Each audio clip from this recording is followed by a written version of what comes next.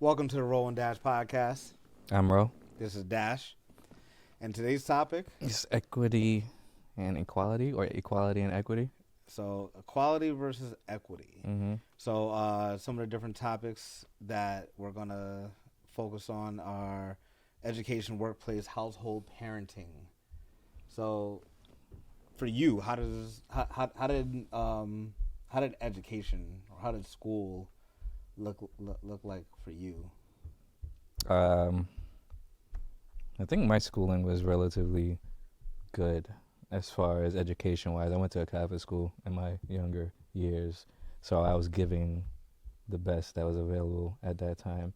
That was 7 years, and then 7 years of Catholic school, wow. And then I went to Richard Green, and that's where we butt heads there.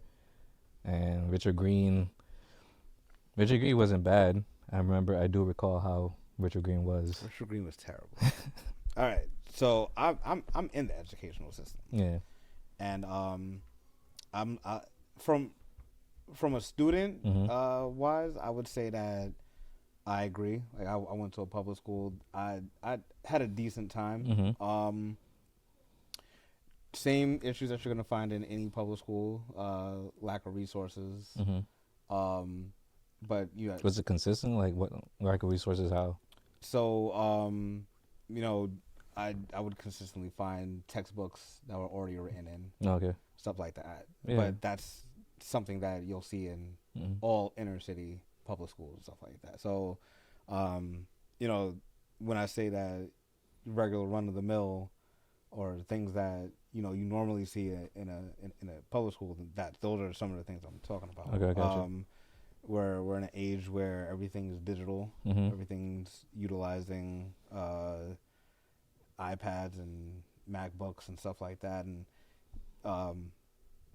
does a school that your child goes to do they have those type of resources? Do they have does every child have an iPad to be able to access the curriculum, or are we sharing? Is the internet of top value, or has some students as some students call it, is your internet metro piece of shit?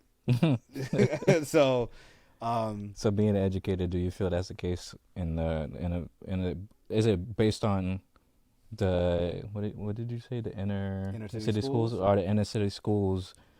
Do they have the same equipment, or they have access to the same equipment as some of the suburban students do? I would say no. Mm-hmm. There are some suburban schools where they're learning how to code in primary school, elementary school. And they aren't doing that in... Absolutely not. Absolutely not. I wish. Yeah.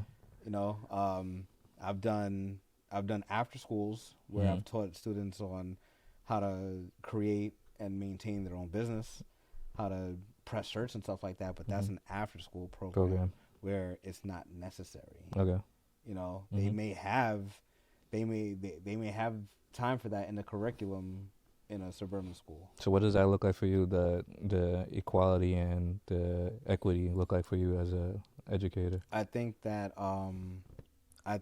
it's equal, that we are all given a chance to be in school. Yeah. This stuff is not new. I mean, it's for the public. It's not new. Yeah. We all have a chance to be in school. Mm-hmm. We all have a chance to strive well if we want it. But it's not equitable to say that a student in Tennessee, where they don't have a textbook to their name, is competing with a student that has a textbook, is given pencils, are given, the laptops and given everything, the resources, given all the resources that is needed. Yeah.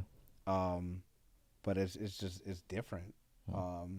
we can move into the workplace Mm-hmm. where, you know, are we gonna give a position to somebody that holds certain credentials, Mm-hmm. or are we gonna give Credentials as in what, like college, like degree? like a degree or something like that? Yeah. So like for example, as a teacher, most across the country, you need a bachelor's degree to start, right? But just because I have that bachelor's degree doesn't mean that I'm suitable for the job. There are different, and just like, you know, in the work that you do, I'm sure that there's different criteria that the job details don't like. It's not. It's not. You're not gonna read that in the job description. Yeah. Right. So how do we account for those outliers? How do we account for those different qualities that is not necessarily stated in the job description? True. I know I was put through the ringer when I first started my career. It's like, oh, I didn't know that you wanted to be, you know, an educator, and it's like, you know, made it seem like you didn't have the capability of being such. It made it seem like I didn't have the capability, or that I wasn't, you know, going to school for it and stuff like that, because I didn't show you that I had admiration for it. You know, I've always been taught, never let your left hand know what your right is doing. And just because you didn't know my intention or what I wanted to do, doesn't mean like I came ready. Came ready with the resume, the degree, the credentials, everything. I came ready, and that's what I was met with. I was met with, oh, I didn't know. But if I was somebody that was kissing up to you, then I would have probably got the job. A little bit of difference. Gotcha. But how does the equity and equality in the household? I mean, with the parenting, your wife or your partner, just to be correct, would be the first one was correct. First one was correct. Would be do the cooking and the cleaning, and you wouldn't be the person that, or she wouldn't be the person that will be taking out the trash, fixing anything that's happening around the house, handy dandy work. So I think it's equal. I feel it's equal. It's not, because it's a balance. It's a balance, so that would be equitable. Yeah, it's equitable. Equal would be. The reason I say it's equal is because you're not doing those things, and so one, you don't have to worry about that. But she's not doing the other things, so that's what. So that would be equitable. I get that, but at the same time, what I say is equal as far as workload. Yeah. So, but like in the confines of the definition, equal would be I got 5 dishes, you got 5 dishes. Yeah. that's equal, right? No, but it makes sense. But that's a crazy thought. Like, oh, all right, I'm gonna wash these 5 dishes. I'm gonna go sit down. You come and wash these 5 dishes. I'm gonna cook half of this meal. You come in and cook the other half. So, I think that I don't have a problem with gender roles. I don't expect my wife to do anything extraneous as far as like if I have to, if our lights blow out, I'm gonna get behind those panels and I'm gonna try and figure it out. If I can, I'll hire an electrician, right? And I'm paying for it. But I think the argument is, well, she's going to be doing the dishes every day. You're not going to have to deal with that. Yeah, but you have to maintain the house regardless. What? I mean, it's true. You have to maintain the house regardless.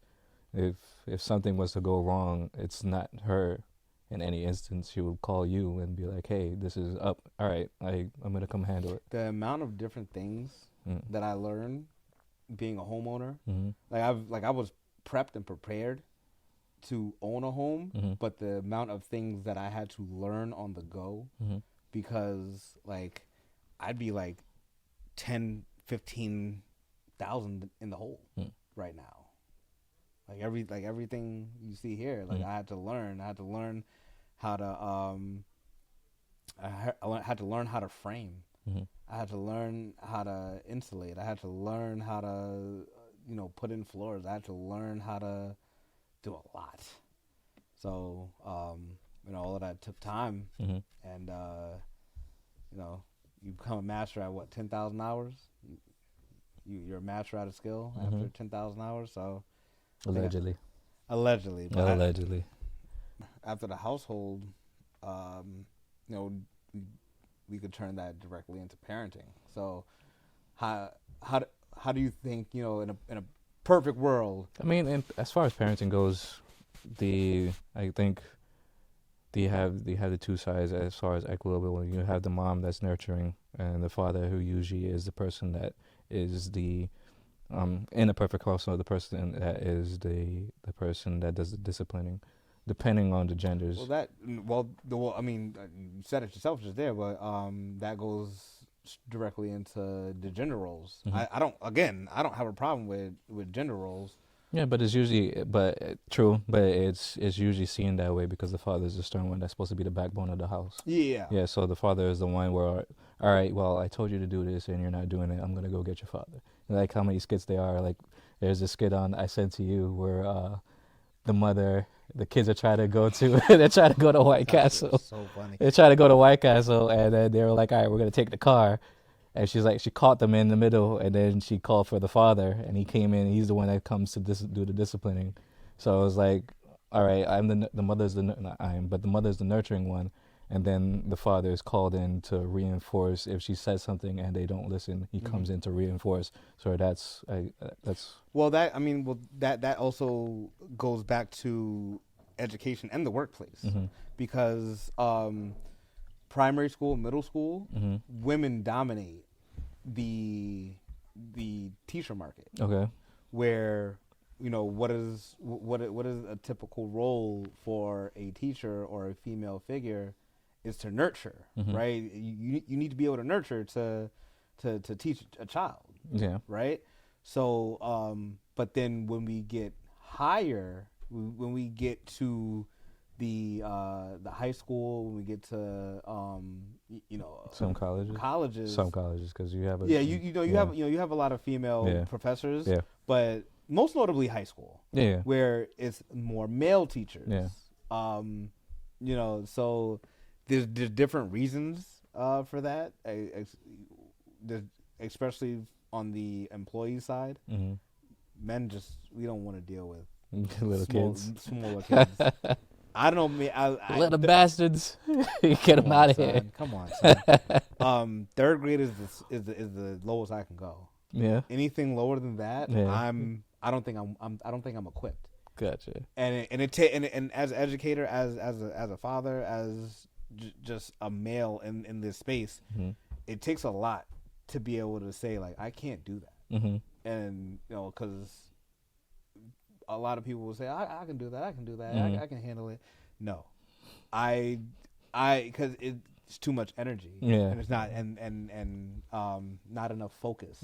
I think that's understandable. I get what you're saying. I think women are great at that. They love little kids. How many times have you heard a woman be like, "Oh my God, your child is so amazing," small, right? But are they going to say that about? They'll say that about a 6-year-old. Yeah, 15. Are they going to say that about a 16-year-old? Yeah, 15, 16-year-old. That's talking back. Yeah. That's have a little bit of an attitude. Yeah. Whereas I roast my kids all day. Yeah. All day I roast my kids, but I'm teaching them. I'm teaching them life skills. I'm teaching them more than just curriculum. Yeah. And so how equality comes into the household then? You mean parenting? Yeah, parenting. Well, I think that just as you said, father disciplining, and mother being nurturing, and I think that there are different. So does it become blended at that point?